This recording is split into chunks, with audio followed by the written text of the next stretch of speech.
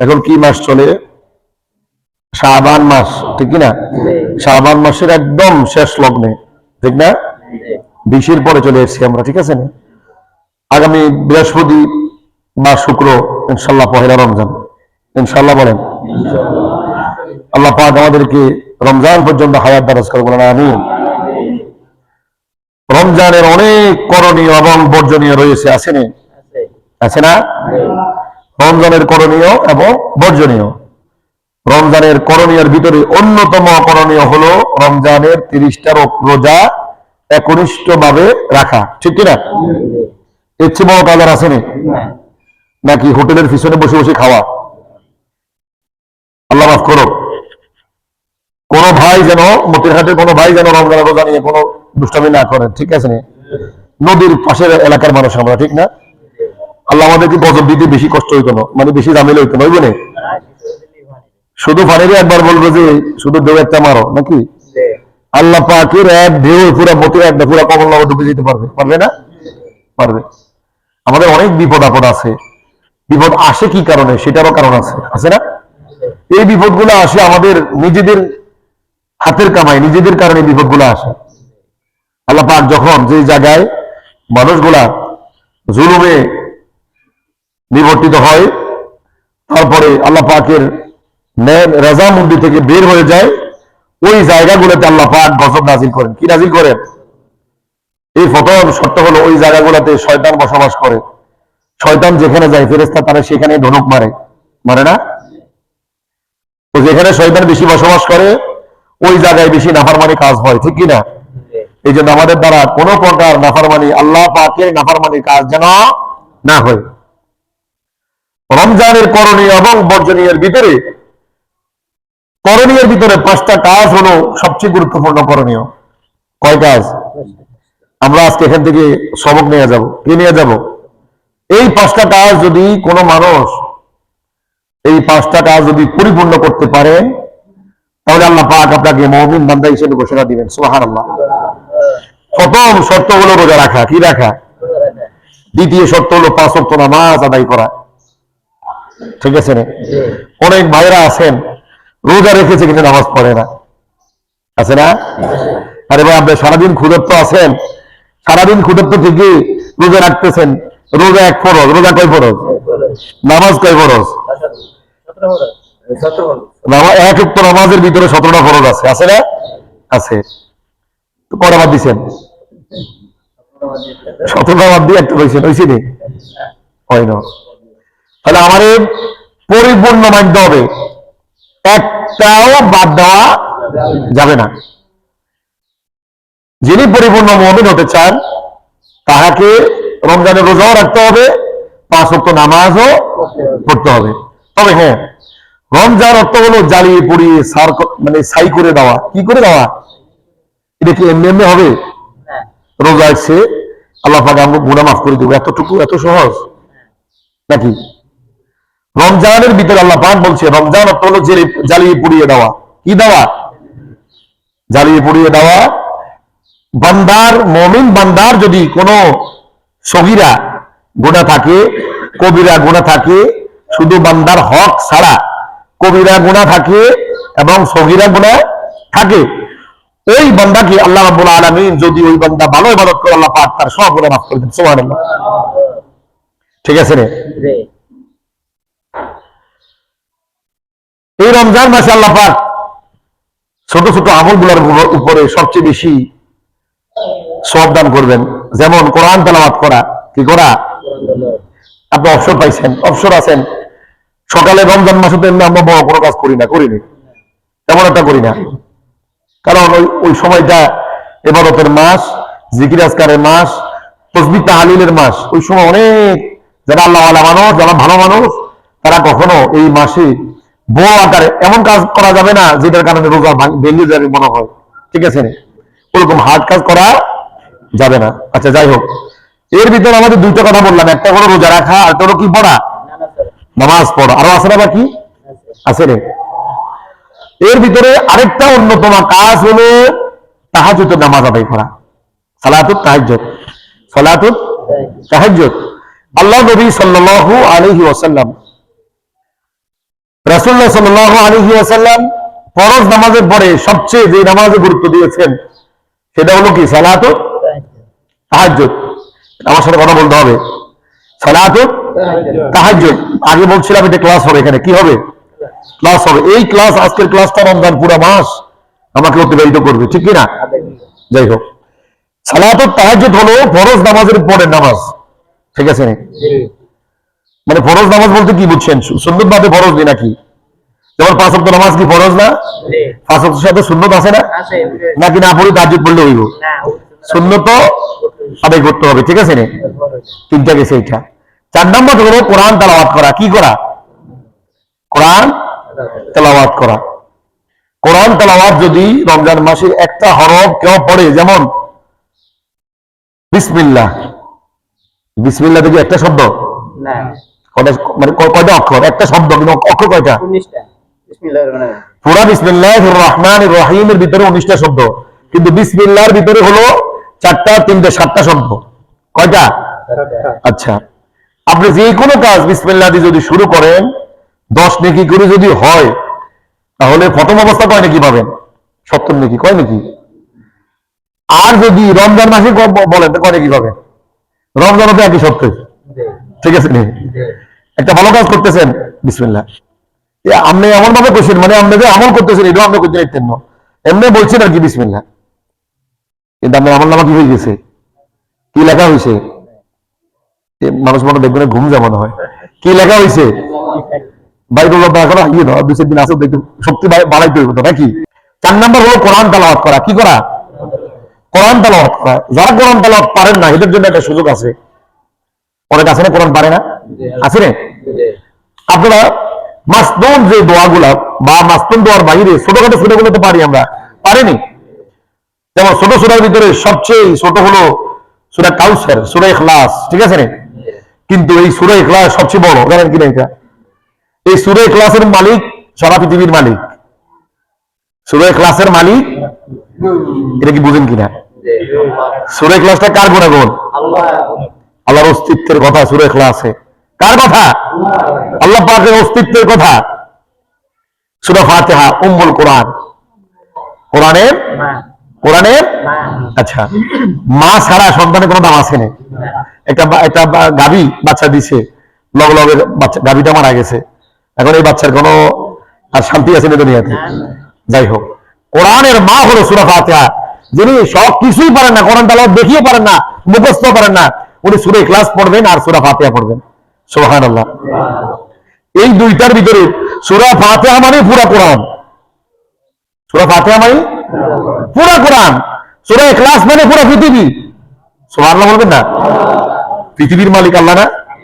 তাহলে সূরা ইখলাসের ভিতরে আল্লাহর গুণাগুণ, মানে আল্লাহর অস্তিত্ব।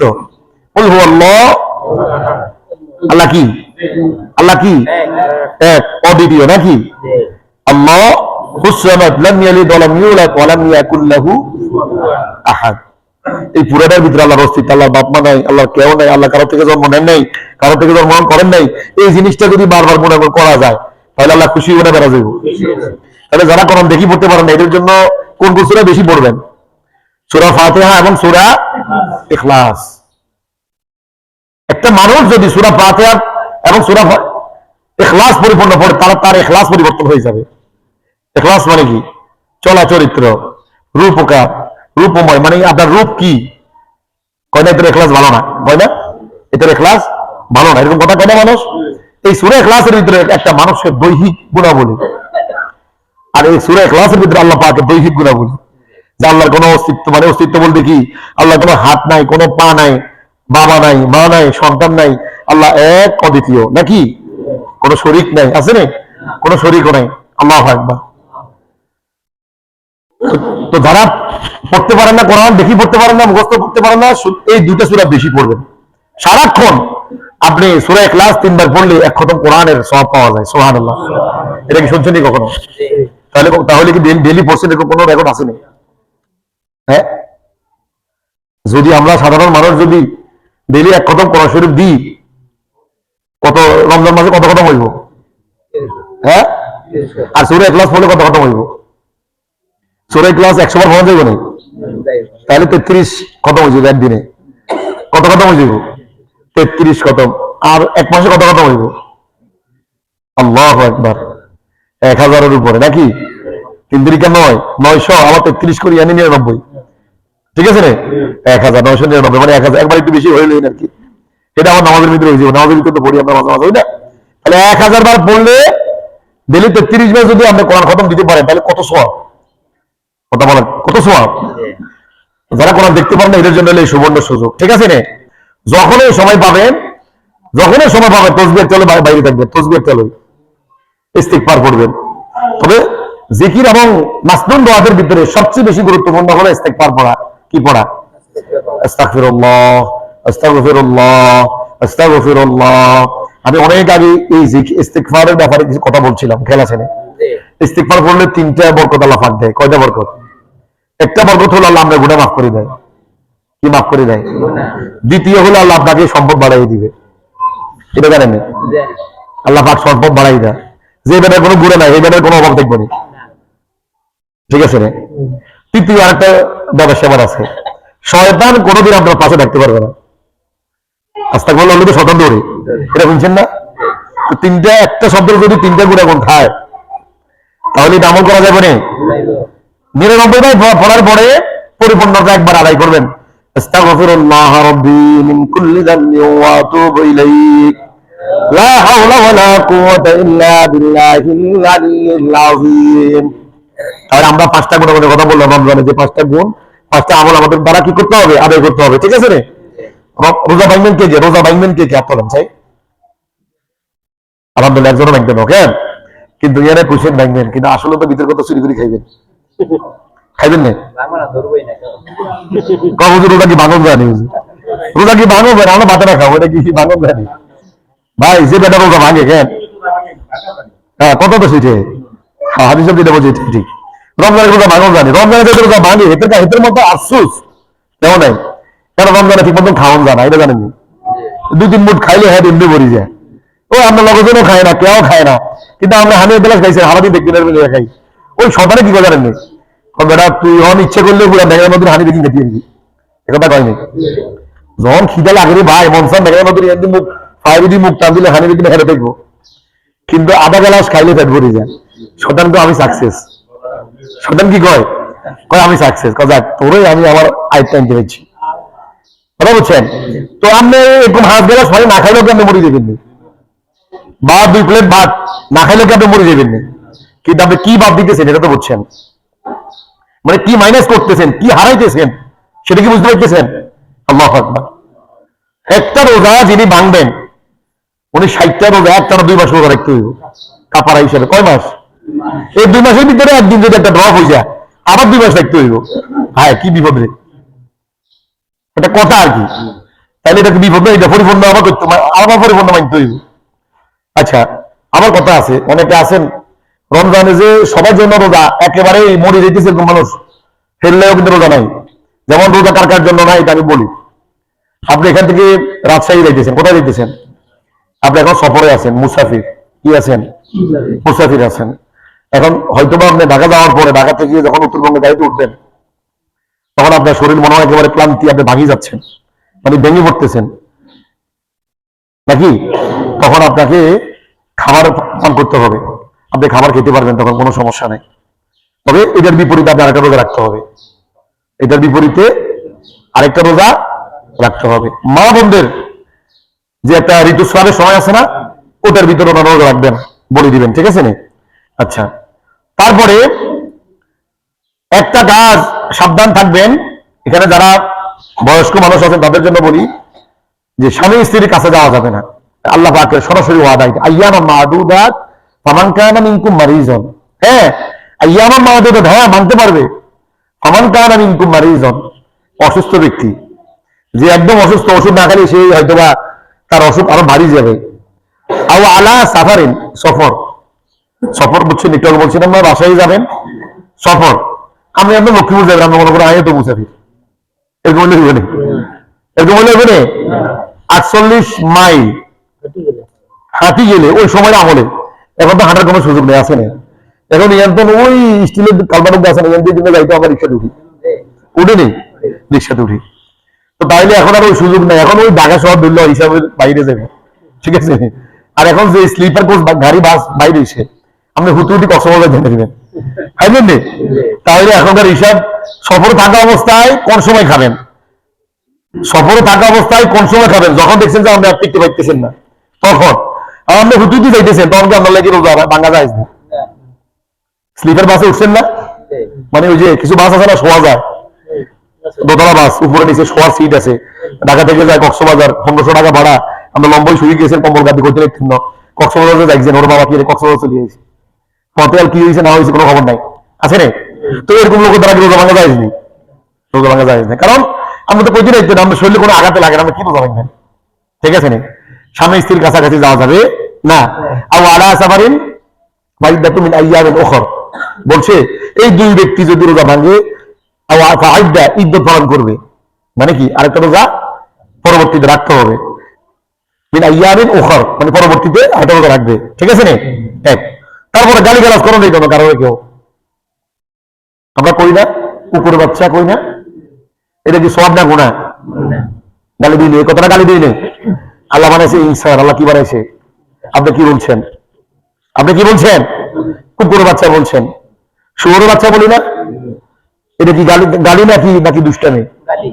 আহারে অনেকে অনেকে বন্ধু বান্ধব যুবকেরা বা আপন লোকেরা আপন মনে করে গালি দেয়, শুয়োর বাচ্চাকে গালি দেয়, শুকুর নামটা মুখে নেওয়াটা তো না যায়, মানে মাকরু মাকরুটা হারিনি, মানে একেবারেই খারাপ কাজ, এটা বর্জিত কাজ। আপনি সদানের বিরুদ্ধে গালি দিয়েছেন কিন্তু আপনি বিশাল গুনার দাগি হয়ে গেছেন। আরেকটা গাইড খুব খারাপ,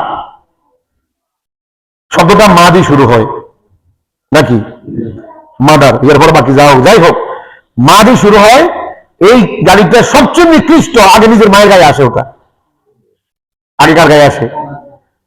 তো গাড়ি গালাজ থেকে বাদ থাকবেন, খাবার গ্রহণ থেকে বাদ থাকবেন, তারপরে স্বামী স্ত্রীর কাছে যাওয়া বাদ থাকবেন, তারপরে কি ওই যে অনেকে কুলি করেন না, কুলি করে আমাদের বড় কুলি করে ফেলে যদি সব কুলির ভিতরে না গেছে আমি খাইছি নাকি হয় নাকি? দিনের বেলা কুলি করতে সাবধান, ঘর ঘরে কুলি করা যাবে না, হালকা স্টাইল মুখে দিয়ে বাড়ি করে নেবেন, কারণ আল্লাহ পাক দেখে, আল্লাহ পাক আপনার কর্মটা দেখবে যে আমার বান্দা কতটুকু সাবধানে থাকে, কতটুকু সাবধানতা অবলম্বন করে নাকি।